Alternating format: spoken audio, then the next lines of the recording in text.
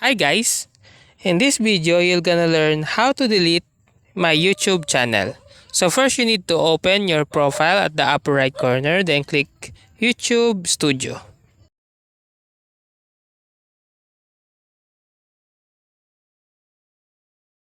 Then after that,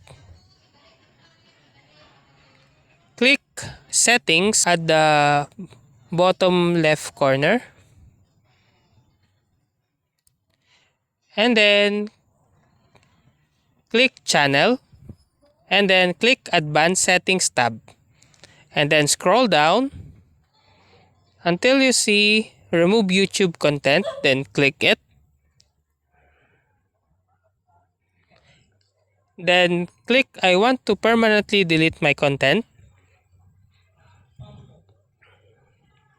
And then check the following, like the following will be permanently deleted and the other checkbox. And then click delete my content.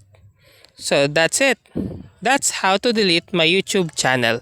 If you like this video, please click the subscribe button and click the bell icon to notify you to our next tutorial.